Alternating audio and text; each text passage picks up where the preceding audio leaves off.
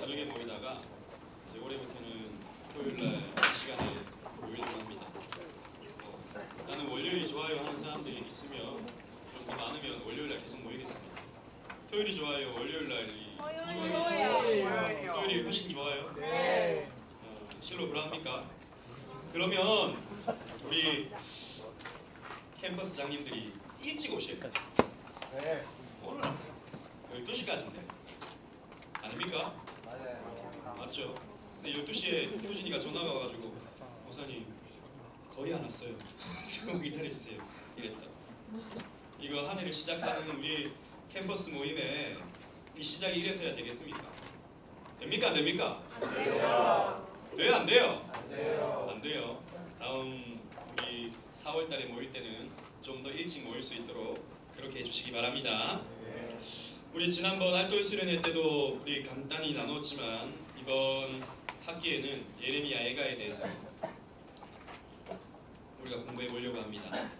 사실 알돌 수련회 참석한 분들 손 들어보세요.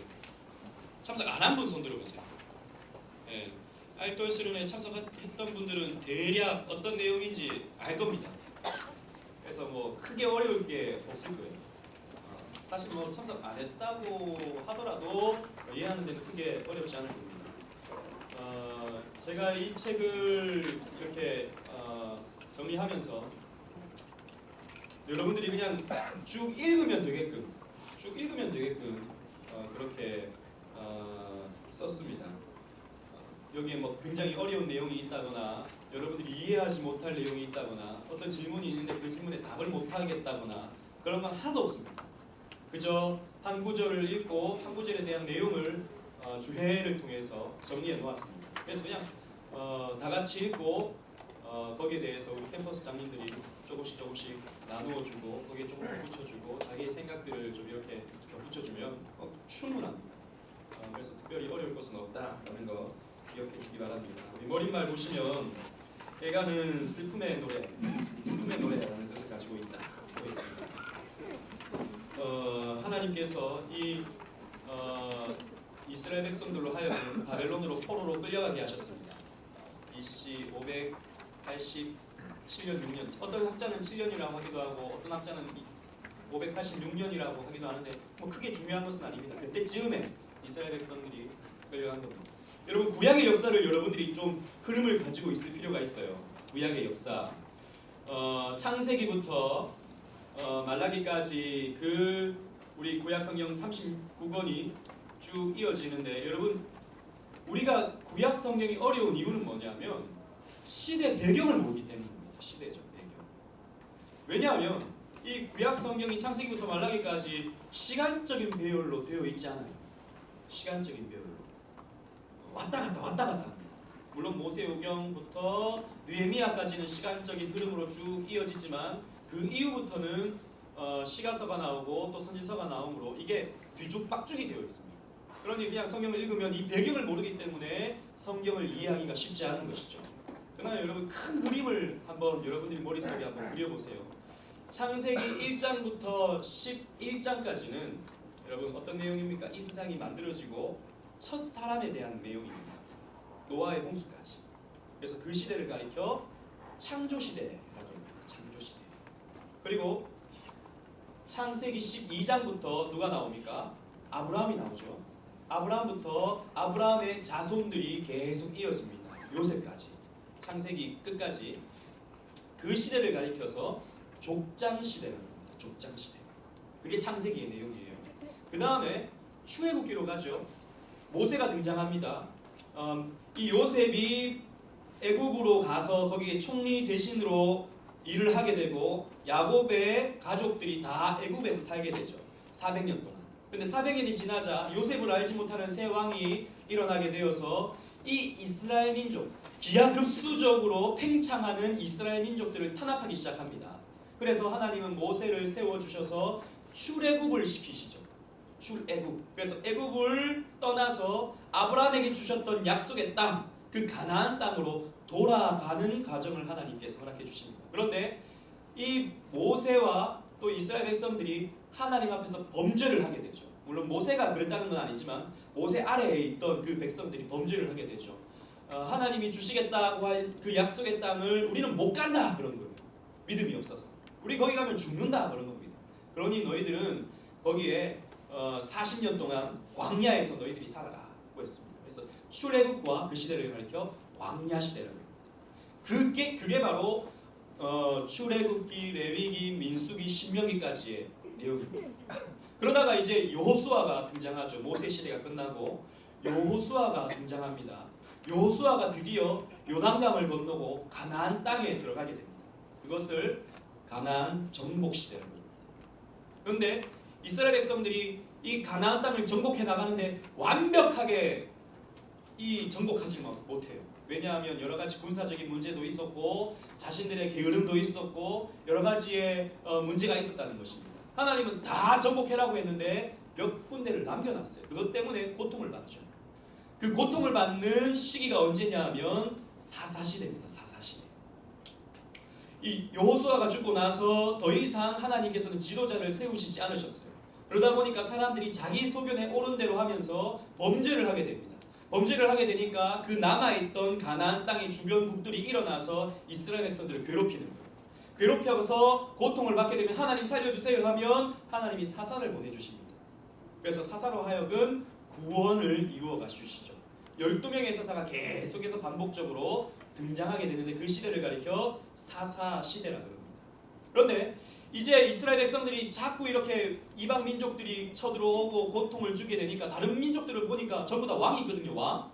그래서 우리도 왕을 주세요 라고 해서 하나님께서 왕을 주십니다. 첫 번째 왕 사울 왕, 두 번째 왕 다윗, 세 번째 왕 솔로몬. 그 시대를 가리켜 다니엘 왕국 시대라고 합니다. 다니엘 왕국 시대. 그게 자 보세요. 사사기까지 갔죠. 여호수아 사사기까지 갔죠. 그 다음에 사무엘, 상하, 역대, 상하, 열왕기 상하, 역대 상하까지. 무슨 말인지 알겠죠? 우리 구약 성경에 쭉 그 흐름은 계속 이어져 갑니다. 그 역대 상하는 사무엘 상하부터 열왕기 상하까지를 다시 정리한 거예요. 유대 민족 위주로. 열왕기하고 역대기가 똑같은 것 같지만 다른 게 사무엘 상하부터 열왕기 상하를 유대 민족, 유다 지파를 중심으로 해서 다시 정리한 것이 역대기, 역대상, 역대하. 아무튼 그렇게 이스라엘 백성들이 왕이 등극하게 되는데 솔로몬이 범죄를 하게 됩니다. 하나님이 그에게 지혜를 주셨건만 그 지혜를 통해서 부귀하게 되니까 또 팽창하게 되니까 이방의 여러 여자들과 정략 결혼을 하게 되고 그 여자들이 가지고 온 그 우상들 그런 것들을 솔로몬이 허용하게 됩니다. 그래서 하나님은 이 나라를 반으로 갈라버리시죠. 북이스라엘과 남유다, 북이스라엘과 남유다로 갈라버리십니다. 그게 바로 분열 왕국 시대예요. 이게 열왕기 상하까지의 내용입니다. 그리고 여러 선지자들, 이 분열 왕국 시대의 이사야, 그리고 예레미야, 그리고 이런 선지자들이 활동을 하게 됩니다. 그러다가 이제 BC 722년에 아수르가 북이스라엘을 침공해 들어와서 북이스라엘을 멸망을 하게 됩니다. 그래서 이 북이스라엘은 없어져 버리게 돼요. 더 이상 역사 속에서 이 아수르가 쳐들어와서 그들이 취했던 정책 중에 하나가 민족 말살 정책이었습니다. 그래서 이 여자들은 다 겁탈을 해버렸어요. 남자들은 다 포로로 끌고 가버리고 전 세계에 흩어져 버리게 만들고. 그래서 그 북이스라엘에 있었던 그 사람들은 더 이상 이스라엘 민족의 정체성을 잃어버리고 사마리아인이라는 이름으로 살게 됩니다. 그게 사마리아인이에요. 그러니까 혼혈 민족이죠. 혼혈 민족 사마리아인. 북이스라엘 이쪽은. 그러다가 남유다는 하나님께서 그래도 선한 왕을 그때 보내주셨기 때문에 명맥을 유지하다가 아까 얘기했던 BC 586년에 멸망을 하게 됩니다. 거기도 계속 범죄함을 통해서 어디에 멸망을 당하냐 하면 아수르 다음에 큰 제국이었던 이 바벨론에 의해서 멸망을 당하게 됩니다. 그런데 이 바벨론은요 비교적 이 아수르보다는 관용 정책을 폈습니다. 그 나름대로 관용 정책을 편 게 이스라엘 민족 중에 이 유대 민족 중에 지도자층 좀 유식한 사람들 그리고 돈이 있다고 하는 사람들은 바벨론으로 다 끌고 갔습니다. 바벨론으로 끌고 가서 거기에서 살 수 있도록 바벨론화 시킨 거예요. 몇 년 동안? 70년 동안. 자, 예레미야 애가는 이 순간입니다. 이스라엘 백성들이 남유다로 있다가 거기에서 바벨론에 의해서 멸망을 당하게 되고 이 포로로 끌려간 그 순간, 그 포로로 끌려갔을 때 활동했던 선지자가 다니엘 그리고 에스겔 이런 선지자입니다. 그러다가 70년이 끝난 이후에 다시 페르시아라는 나라가 등장해서 더 관용 정책을 펴니다. 너희들 본국으로 돌아가라 그럽니다. 그래서 돌아가는 장면이 에스라, 느헤미야 이런 책들입니다.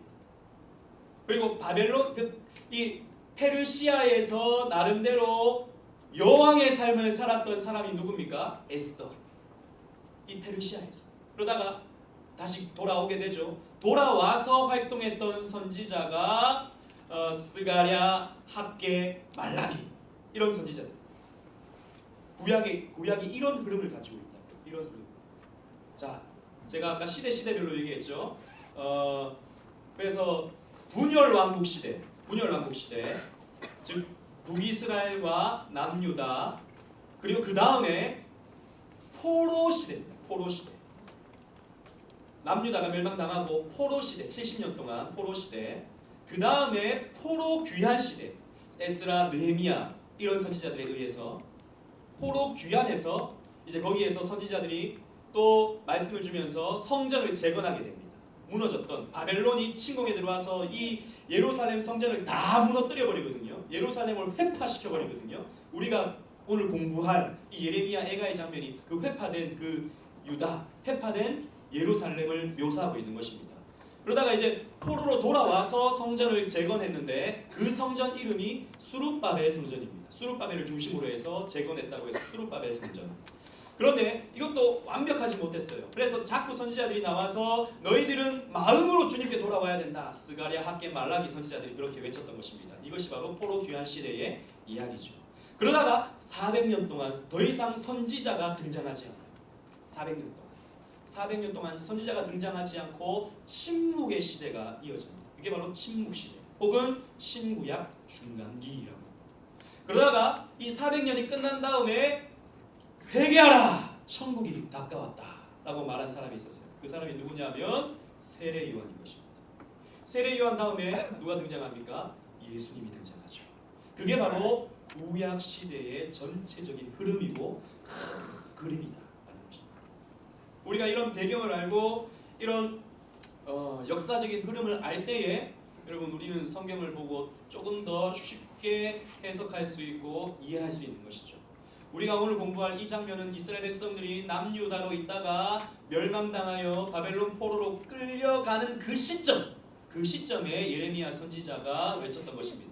예레미야 선지자는 어떤 선지자였냐면 이 분열 왕국 시대에 너희들 회개해야 된다 라고 했던 선지자였습니다. 이사야 선지자와 마찬가지로. 그런데 이사야 선지자는 큰 그림, 너희들이 하나님에 의해서 징벌을 당하지만 다시 돌아와서 너희들은 메시아에 의해서, 너희들은 구원자에 의해서 다시 한번 영광을 얻을 것이다 라고 하는 것이 이사야 선지자의 주된 메시지였어요. 예레미야 선지자는 그것과는 조금 달랐는데 너희들은 망한다 라고 하는 내용이었습니다. 너희들은 망한다. 너희들은 망하는데 왜 망하냐면 너희 죄 때문에 망한다. 그래서 너희들은 70년 동안 포로로 끌려갈 것이다 라고 하는 명확한 메시지를 예레미야서에서 예언을 하고 있습니다. 그 예언대로 이스라엘 백성들은 멸망을 당했고 이 남유다는 멸망을 당했고 포로로 끌려갔습니다. 그걸 미리 다 안 예레미야는 눈물을 흘리면서 너희들은 회개해야 된다. 너희들 그리고 바벨론이 쳐들어오면 거기에 저항하지 마라. 너희들은 하나님 뜻 가운데 포로로 끌려갈 수밖에 없다. 그러니 쳐들어오면 그냥 끌려가라. 더 이상 다치지 말고 고통받지 말고 그냥 끌려가서 거기에서 하나님의 때를 기다려라. 이렇게 메시지를 전했다고요. 그러니까 사람들은 이해가 안 되는 것이죠. 아니 우리나라가 망한다고? 외국이 쳐들어오면 저항 한번 하지 말고 그냥 끌려가라고? 이런 나쁜 선지자가 있나? 그러면서 예레미야를 때리고 가두고 그랬다고요. 눈물을 흘리면서 또 메시지를 전하죠. 그러다가 실제로 이제 BC 586년에 멸망을 당하게 되고 또 눈물을 흘리면서 이 예레미야 애가를 기록한 것입니다. 그 상황, 그 고통의 상황, 그 처량한 상황이 바로 예레미야 애가의 주된 내용이다.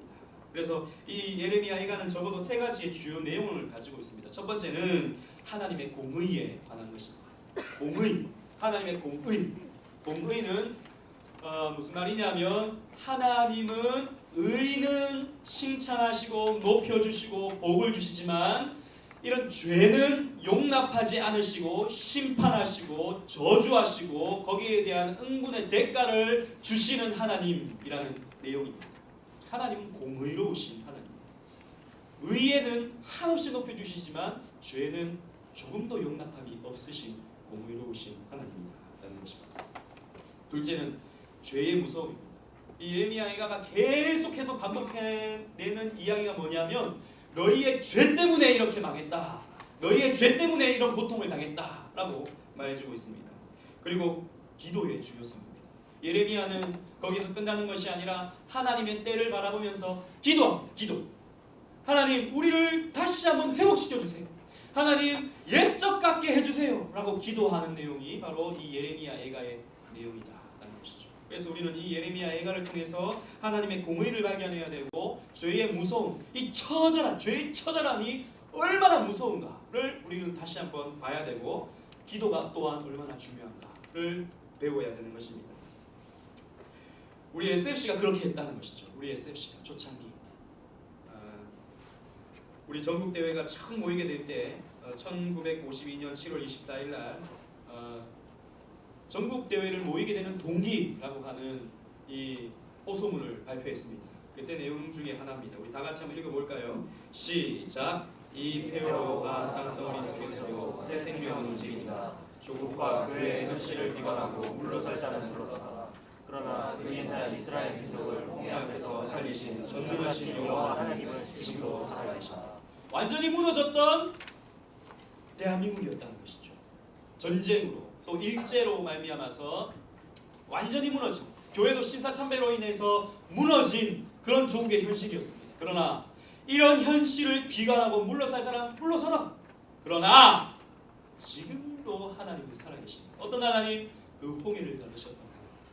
그 더 이상 희망은 없고 더 이상 살 소망은 없다라고 여겨지셨던 그 순간 속에서도 하나님은 살아계셔서 홍해를 가르시지 않았느냐. 우리는 이런 하나님 믿는다라는 것이죠. 여러분 제가 지난번 알돌순회 때도 이런 얘기를 여러분들에게 했습니다. 우리 SFC는 단순히 우리가 공부 잘해서 좋은 대학 가고 좋은 데 취직해서 좋은 배우자 만나서 잘 먹고 잘 사는데 우리의 삶의 목적이 있는 것이 아니다는 것이죠. 우리의 기도는 조금 더 넓어야 돼. 우리의 기도는 조금 더 깊어야 돼. 우리의 기도는 조금 더 커야 돼. 우리의 신앙의 선배들은 나라와 민족과 교단을 위해서 기도했다라는 것입니다. 우리도 마찬가지라는 거예요. 우리도 나만을 위한 기도가 아닌 나라와 민족과 조국 교회를 위해서 우리는 기도해야 됩니다. 교단을 위해서 또 교회를 위해서 기도해야 됩니다. 왜? 지금의 이 한국 교회를 보세요. 지금의 우리의 사정을 보세요. 지금의 이 복음이 전파되어지는 이 막혀져 있는 이 상황을 보세요. 여러분 우리가 기도해야 될 때다. 그래서 저는 알돌 수련회를 준비하면서 이 말씀을 우리 운동원들과 나눠야겠다. 하나님은 기도하는 사람들을 통해서 다시 한번 기회를 주셨고 다시 한번 부흥을 주셨는데 우리도 우리 기도하는 우리 SFC 운동을 통해서 우리가 부흥을 맛봐야겠다라는 마음을 하나님께서 저에게 주셨습니다. 그래서 이 예레미야 애가 사실 예레미야 애가는 재밌는 책은 아닙니다. 조금도 재밌지 않아요. 슬퍼요. 슬퍼. 하지만 여러분 슬퍼할 때 우리가 슬퍼할 줄 알아야 된다. 눈물을 흘려야 할 때 눈물을 흘려야 된다라는 것입니다. 자, 시간이 얼마 없는데 제가 짧게 정리하겠습니다. 읽어보면 되는 내용이에요. 그래서 제가 주된 내용만 간략하게 언급하고 나둠에 대해서만 얘기하겠습니다. 예레미야 애가 서러운 이거는 조금 얘기를 해야 돼요. 아까 제가 얘기했던 그 내용입니다. 예레미야 애가의 제목을 보시면 원래 히브리어 제목은 에카입니다. 에카. 이 말은 어찌하여 왜 이런 일이 이런 뜻입니다. 이 단어는 애가 1장 1절, 2장 1절, 4장 1절에서 반복됩니다. 어찌하여 우리가 이렇게 처량하게 되었는고 이렇게 어찌하여 이렇게 나온다는 것이죠. 말씀을 찾아보면서 기록해 보시면 좋을 겁니다. 그리고 저자는 예레미야입니다. 예레미야. 그리고 이 예레미야서와 예레미야 애가를 비교해 놓은 것이 표로 있는데 여기 보면은 첫 번째 칸에다가 7장 26장으로 되어 있는데 여러분 좀 더 찾기 쉽게 7장 14절입니다. 7장 14절 그리고 26장 9절입니다.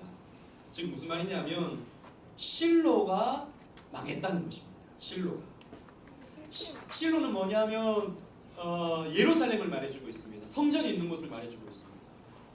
성전이 있는 곳 그곳이 망하게 되었다라는 것이죠. 이 예레미야 애가도 2장 7절 말씀 보면 자기의 성소를 미워하셨다라고 하는 표현이 있습니다. 즉 이 성전이 있는 곳 성소를 하나님께서 미워하신 것 같이 마치 미워하시는 것처럼 멸망이 당했다라는 그런 내용이 있다는 것이죠. 그 외에도 눈물을 흘리는 내용, 그리고 토기장에 대한 내용, 그리고 아들과 딸의 살을 먹는 내용, 그리고 헛된 것, 이런 선지자의 말씀을 헛되게 여기는 그런 것들에 대한 메시지가 예레미야와 예레미야 애가가 비슷하다는 것이죠. 물론 예레미야 애가에는 내가 예레미야다라는 말이 하나도 없습니다. 예레미야가 썼다라는 말은 하나도 없어요. 그러나 이런 문맥적인 의미나 이런 표현상의 유사점을 봤을 때 예레미야다라고 우리는 충분히 생각할 수 있는 것입니다. 그리고 이 책은 BC 586년 혹은 587년에 바벨론이 예루살렘을 멸망시킨 결과를 생생하게 묘사하고 있습니다. 그리고 문학적 특징은요. 이 예레미야 애가는요. 굉장히 문학적인 책입니다. 시예요, 시.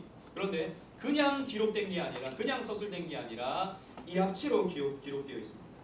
어크로스틱이라고 하기도 하는데 무슨 말이냐면 히브리어도 알파벳이 있습니다. 알렛, 벳, 기멜, 달렛 이렇게 시작하는 알파벳이 있어요. 그런데 그 알파벳의 순서대로 1절은 알렛으로 시작합니다. 두 번째는 벳으로 시작합니다. 세 번째는 기멜로 시작해요. 3절은. 네 번째는 달렛으로 시작합니다. 이렇게 1장과 2장과 4장이 이런 식으로 기록되어 있는 겁니다. 그러니까 우리나라 말로 치자면 첫 절은 기역으로 시작합니다. 두 번째 절은 니은으로 시작합니다.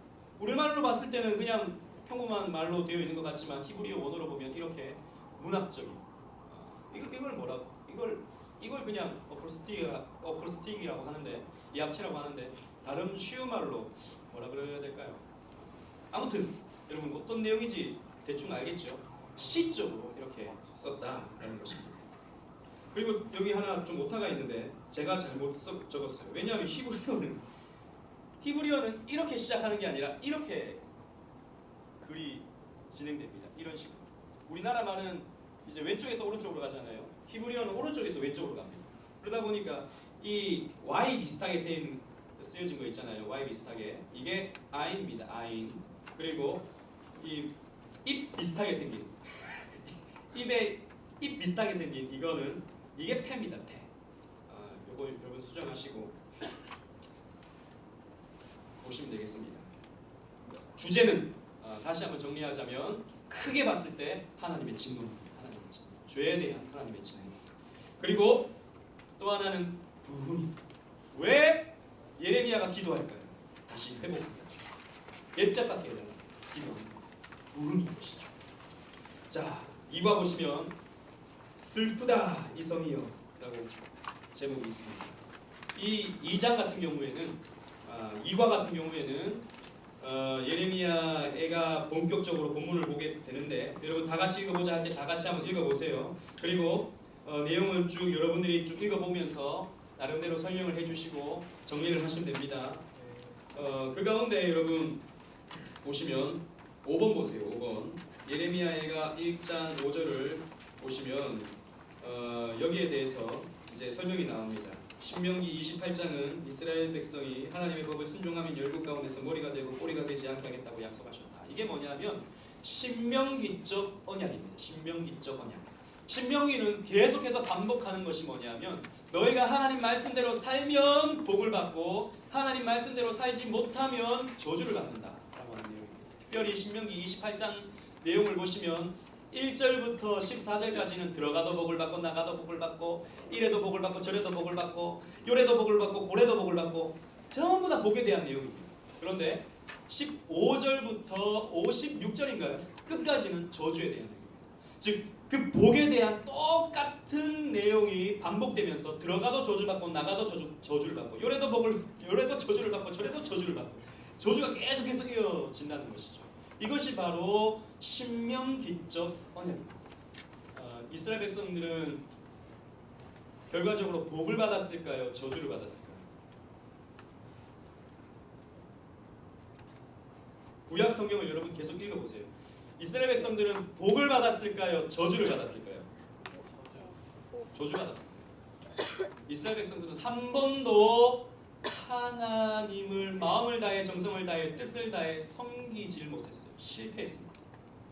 여러분 그게 인간의 실존입니다. 성경에서 여러분 하나님의 말씀대로 다 지켜 행하라고 말씀하시지만 그 말씀대로 다 지켜 행한 사람이 한 사람도 없어요. 여러분. 우리의 목표는 무엇일까요? 우리는 하나님 말씀대로 다 지켜 행하는 것일까요? 네, 맞아요. 다 지켜 행하려고 노력을 할 때 비로소 깨닫는 게 뭐냐면 나는 못 지키는구나라는 것을 깨닫는 거예요. 그래서 여러분들의 삶에 저주가 있는 거예요. 그래서 여러분들의 삶에 아픔이 있는 거예요. 그래서 여러분들의 삶에 고통이 있는 거예요. 그런데 거기에서 끝나면 별로죠. 저주에서 끝나면 별로입니다. 그래서 여러분 예수 그리스도가 이 땅 가운데 오시는 거예요. 여러분들이 완벽하게 살 수 있다면 예수님께서 오실 필요가 없어요. 너희들이 이렇게 다 살아라 라고 말씀하시면서 그렇게 살면 되는 겁니다. 근데 우리가 못 살아요. 그러니까 예수님이 오셔야 되는 거예요. 그러니까 예수님이 오셔서 여러분들이 이루어가야 할 그 의를 대신 이루시고 십자가에 여러분들의 죄를 뒤집어 쓰시고 죽으시는 거예요. 우리의 모든 저주를 예수님께서 뒤집어 쓰시고 그래서 우리에게는 구원이 찾아오는 것입니다. 그래서 우리에게는 구원이 선물로 주어지게 되는 거예요. 그러나 신명기 28장 이것은 신명기적 언약을 하나님께서 이스라엘 백성들에게 제시해 주시는데 이것이 우리의 삶의 하나의 기준이 돼요. 기준. 여러분 우리는 다 살지 못하지만 그렇다고 나는 어차피 못 사니까 나는 그냥 막 살래 할 수 있습니까? 없습니까? 없다는 거예요. 여러분 정말 여러분들이 성령받은 사람이라면 정말 구원받은 사람이라면 이렇게 살고자 하나님을 마음을 다해 정성을 다해 뜻을 다해 사랑하고자 애쓰는 삶이 나와야 되는 겁니다. 성경은 그걸 우리에게 요구하시고자 이렇게 살아라 이렇게 살아라 이렇게 살아라 못 사는 거 알면서도 말씀하시는 거예요. 그렇게 살아가야 되는 겁니다. 그리고 하나님은 이렇게 죄를 용납하시지 않죠. 심판하시고 하나님 거기에 대한 응분의 대가를 치우십니다. 구약시대의 대표적인 심판 홍수 심판이었습니다. 홍수 심판. 그때 성경에서 뭐라고 기록하고 있습니까? 창세기 6장 5절 말씀 보면 그 온 땅과 거기 거하는 생물들이 다 폐괴하고 하나님 앞에서 범죄했다라고 하는 표현이 성경에 나온다는 것이죠. 그랬을 때 하나님이 심판하시는 겁니다. 하나님은 심판하셔요. 지금도 하나님은 심판하고 계십니다. 여러 가지 자연 재앙을 일으키셔서 또 앞으로 하나님은 심판을 완성해 나가시죠. 그래서 예수 그리스도 안에 없는 자들을 무서운 형벌로 하나님께서는 심판하십니다. 여러분 나눔을 보세요. 우리의 삶의 슬픔의 주요 내용은 무엇입니까? 지금 이 예레미야는 이 무너져 있는 이 예루살렘을 바라보면서 슬프다 이성이요라고 하고 있습니다. 여러분들의 슬픔의 내용은 무엇입니까? 여러분들은 왜 슬픕니까? 평소에 여러분들이 슬퍼할 때가 언제입니까? 순종이는 언제 슬퍼하죠?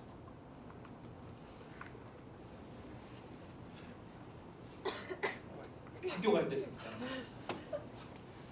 이선이는 언제 슬프지? 신조이가 마음 아파요. 순종이가 마음 아파할 때. 지우는 언제 슬프지? 치킨 안 팔리게.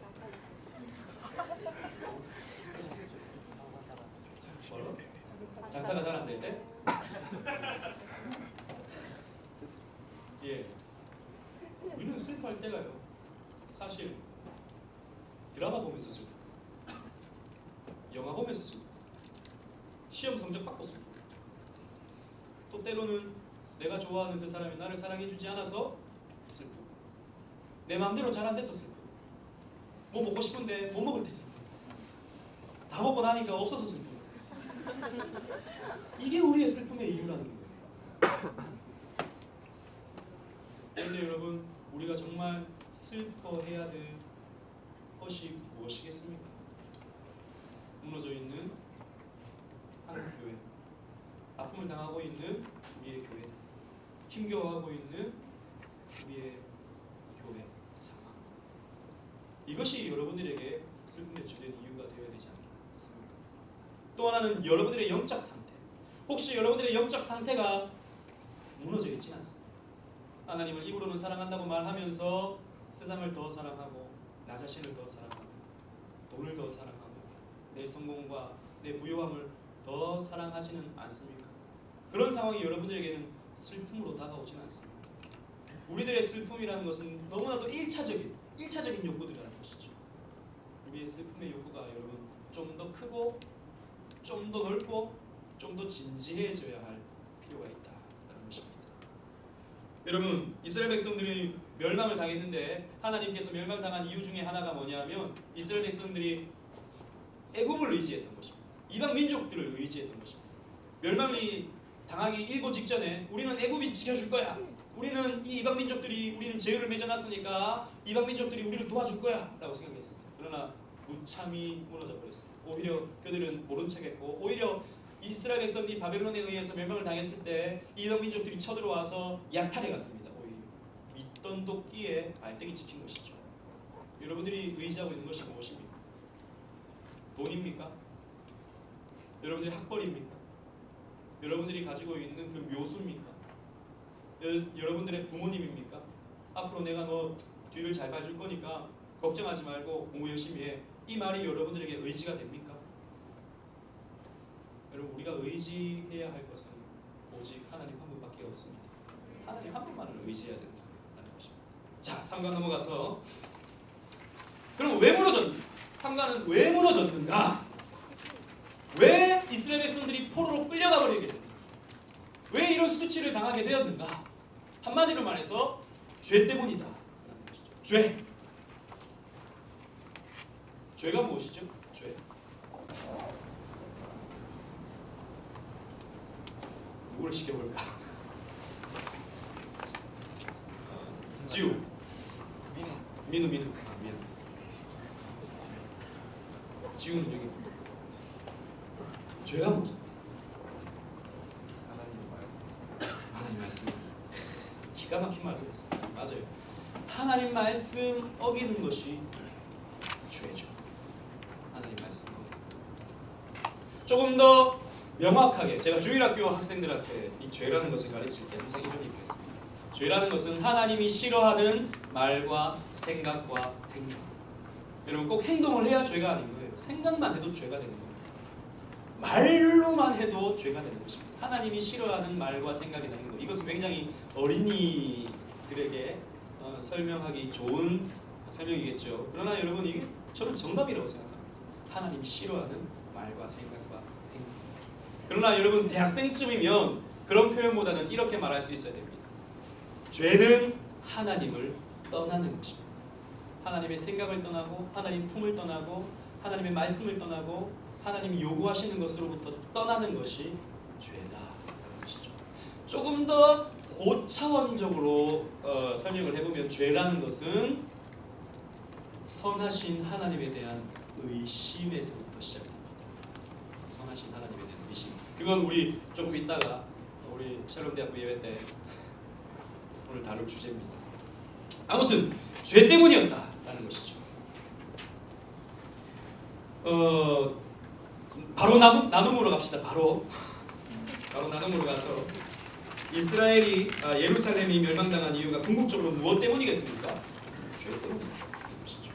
여러분, 우리 안에 있는 죄와 불결함이 무엇이 있겠습니까? 지원, 너 안에 있는 죄와 불결함 뭐가 있을까? 집중을 잘 못하고 있는 것. 좀 더 구체적으로 얘기해주세요. 뭐에 집중을 못하고 있는? 지금 이 순간? 집중해. 야구를 해가지고 아침 일찍 일어나가지고 조진이 왔다 갔다. 상원이. 네. 아, 뭐가 있을까요? 너 안에 있는 죄. 안 내릴 수 있었는데 응? 안 내릴 수 있었는데 늦은 나. 늦었는 거. 죄라는 게 너무 피상적인 그런 지금 얘기하고 있는. 영혼이 어떤 게 있을까? 너무 이렇게 심각한 얘기는 하지 말고 너무 안에 있는 얘기는 하지 말고. 항상 느끼는 건데 그렇게 그리스도인답게 살아가지 않는. 그리스도인답게 온전히 살아가지 못하는 것. 맞죠. 여러 가지가 있을 수 있습니다. 그러나 우리가 노출되기 가장 쉬운 죄는 우상숭배입니다. 우상이라고 해서 뭐 절에 가거나 이슬람 사원에 가거나 그런 사람 여기 없을 겁니다. 우상숭배라고 했을 때 우상은요, 여러분 자신입니다. 여러분 자신이 우상입니다. 우리는 우리를 너무 사랑하기 때문이죠. 얼마 전에 어떤 여자친구가 남자친구한테 우리 헤어져 그랬습니다. 그랬을 때 그 남자친구가 그 여자가 헤어져 라고 하는 그 말을 하고 뒤로 돌아가고 있는 그 상황에 차로 밀고 들어가서 가게 앞을 지나고 있는 그 여자를 가게 안으로 밀어 넣어버렸습니다. 그리고는 후진해서 3번을 반복했어요. 3번. 왜 그랬을까요? 너무 화가 나서. 왜? 네, 화가 났겠죠. 왜 화가 났을까요? 왜 화가 났을까요? 그 여자를 너무 사랑해서, 근데 그 여자가 나를 떠나니까 감당하지 못해서? 아닙니다. 그 사람은 그 여자를 사랑하지 않았어요. 자기를 사랑한 거예요. 자기. 나를 화나게 해. 감히 나를 떠나? 내가 어떤 사람인데 네가 나 떠나고 잘 되는 걸 너 잘 될 거라고 생각해? 너 한번 죽어봐라. 해서 밀어버린 거죠. 죽으라는 거죠. 넌 죽어. 이겁니다. 자기를 사랑하는 거죠. 자기. 그건 사랑이 아닌 거죠. 그 사람을 전혀 사랑하지 않은 거죠. 그 사람에 대한 배려, 그 사람에 대한 존중, 그 사람의 삶 따위는 그 사람 머릿속에 조금도 없었습니다. 나만 행복하면 된다. 내 옆에 있으므로 내가 행복하길 바라는 겁니다. 여러분, 사람들은 그걸 사랑이라고 착각하는 것이죠. 결국엔 자기입니다. 자기. 우리는 자기를 숭배하며 살아가고 있는 것이죠. 하와가 선악과를 따먹었어요. 왜 따먹었을까요? 하나님과 같이 된다고. 하나님과 같이. 자기를 높이고 싶어. 내가 하나님 말씀대로 왜 다 살아야 돼? 내가 하나님이 요구하시는 대로 왜 다 살아야 돼? 나도 하나님이 돼서 내가 하고 싶은 거 할 거야 라고 생각했던 것이 그 하와와 아담의 범죄의 첫 순간이었다는 것이죠. 자기입니다. 자기. 자기를 사랑하는 것이 여러분 죄입니다. 성경에서 뭐라 그럽니까? 자기를 부인해라. 예수님께서 나를 따르려거든 자기를 부인하고 자기 십자가를 지고 나를 쫓을 것이다. 너를 죽이고 나를 쫓아라 라고 말씀하셨어요. 여러분, 우리가 예수를 믿는다는 것, 우상 숭배를 멀리 한다는 것은 자기 사랑을 내려놓는 것입니다. 내 사랑을 내려놓고 내 안에 꽉 차 있는 자아를 던져버리고 그 안에 예수 그리스도를 심는 것이 바로 신앙생활인 것이죠. 그뿐만 아니라 음란도 있을 수 있겠고 거짓도 있을 수 있겠고 이기심, 가장 나쁜 죄 불신앙입니다. 자, 마지막 사과. 주께서 나를 붙이시겠다. 누가 이스라엘을 멸망시켰는가? 누가 이스라엘을 멸망시킨 겁니까? 누가 이스라엘을 멸망시켰을까요? 그들 자신. 그들 자신? 여기에서의 답하고는 조금 다르게 했어요. 맞아요. 그들 자신이 멸망당하게 만들었죠. 그러나 궁극적으로 이스라엘을 심판하신 분이 누굽니까? 하나님입니다. 하나님이 그렇게 하셨다는 것이죠. 이 사과의 주된 내용이 이겁니다. 절대 주권자 하나님. 하나님은 우리에게 복을 주시기도 하시지만 하나님은 우리에게 매를 드시기도 하십니다. 심판하시기도 하십니다. 무서운 하나님이시죠. 우리는 사랑의 하나님이신가 동시에 진노하시는 하나님을 알고 배워야 하는 것입니다. 쭉 읽어보시면 되겠고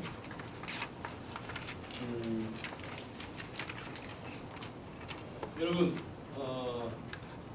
여러분들에게 때로는 하나님이 병을 주시기도 하십니다.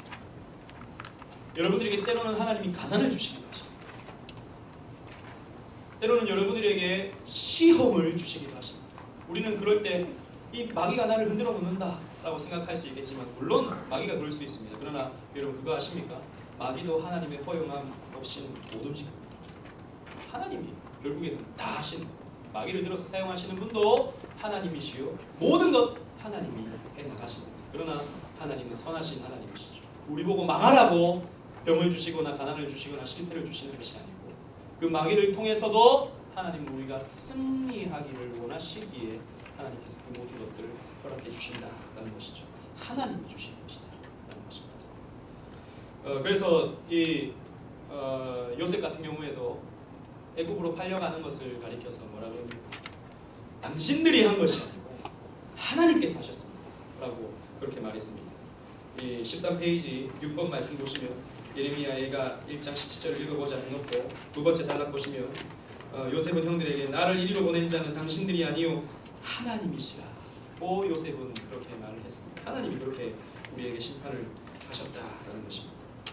자, 나누기 1번 세상 만사를 심지어는 조국 교회와 기독교가 근래에 당하는 아픔까지도 주관하시는 분은 누구십니까? 종성아, 누굴까? 어? 딴 생각하고 있었어? 잘 듣고 있는 거라고 나는 생각했는데 어떻게 그렇게 나와 눈을 마주치면서 딴 생각을 할 수 있지? 그렇게 진지한 표정으로.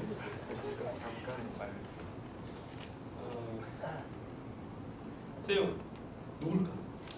하나님이시죠. 여러분, 이 세상은 마귀가 권세를 잡고 있는 것이 결코 아닙니다. 여러분 보세요. 이 상황을 보세요. 지금 한국 교회 상황을 보세요. 한국 교회 상황은 점점 위축되고 있습니다. 점점 전도의 문은 막히고 있어요. 그리고 교회는 축소되고 있습니다. 특히 주일학교 학생들은 점점 줄어들어서 조금 있으면 주일학교가 없어지는, 지금도 이미 더 없어진 교회들이 너무나도 많습니다. 여러분, 이 세상을 주관하시는 분은 하나님입니까? 사탄입니까? 우리는 이런 부정적인 것들, 이런 걸 통해서 마귀가 그런 일들을 했다라고 생각하기 쉬우나 그게 결코 하나님이 하십니다. 하나님이 지금 한국 교회에, 하나님이 우리 교단에, 하나님이 우리 교회에 뭔가는 하실 말씀이 있으시기 때문에 이런 현상을 우리에게 허락하시는 것입니다. 그 하나님의 뜻을 우리는 발견해야 된다는 것이죠. 그리고 예레미야는요, 이런 상황을 통해서 하나님께 눈물로 기도합니다. 5번 보면 내 눈에라는 말에 히브리어 언어가요, 애니라는 말이 두 번 반복됩니다. 히브리어에는요, 강조 표현이 없습니다. 아주, 많이, 정말 이런 표현이 없어요. 그러니까 몹시 눈물을 흘렸다, 많이 눈물을 흘렸다, 이런 표현이 없습니다. 그래서 강조할 때는 말을 반복합니다. 즉 애니, 눈물을 흘렸다. 말이 무슨 말입니까? 눈물을 많이 흘렸다라는 내용. 그래서 하나님을 가리켜 이사야 선지자가 찬양할 때 뭐라 그럽니까? 거룩하다, 거룩하다, 거룩하다. 엄청나게 거룩하다 그렇게 말하지 아니하고 거룩하다, 거룩하다, 거룩하다. 3번 반복했어요. 이것은 최상급의 표현입니다. 하나님에 대해서 최상급의 거룩함을 표현했다는 것이죠. 여러분, 예레미야처럼 눈물을 흘리면서 여러분들은 나라와 민족과 교회를 위해서 기도해 본 적이 있습니까? 교회를 위해서. 여러분 자신 말고 교회를 위해서, 조국 교회를 위해서, 또 교단을 위해서 눈물을 흘려 본 적이 있습니까? 예레미야는 그렇게 했죠. 우리도 마찬가지로 그렇게 눈물을 흘릴 수 있는 자들이 되어야 됩니다. 적어도 가슴 아파하는 저와 여러분은 되어야 된다는 것입니다. 그것이 바로 사과의 예언입니다. 끝났습니다. 여러분 특별히 질문 있으시면 저한테 전화를 해도 좋고 카톡을 해도 좋고 페이스북에 이렇게 질문을 올려도 좋습니다. 아무튼 질문 있으시면 질문하시고 거기에 대한 답을 제가 성실하게 해드리도록 하겠고, 저를 찾아와서 질문해도 좋습니다.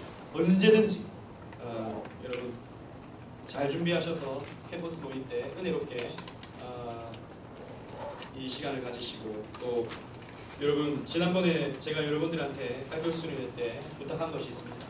캠퍼스 모임 가질 때 또 여러분들이 정기적으로 정말 조국교회와 또 교단과 우리 교회를 위해서 기도하자. 시간을 정해놓고 한 달에 한 번도 좋고 일주일에 한 번도 좋고 하루에 한 번도 좋다. 할 수 있는 대로 시간을 정해놓고 우리가 그렇게 기도하자라고 말했습니다. 그렇게 기도할 수 있는 그런 캠퍼스 모임 시간이 되었으면 좋겠습니다. 우리 기도하도록 하겠습니다.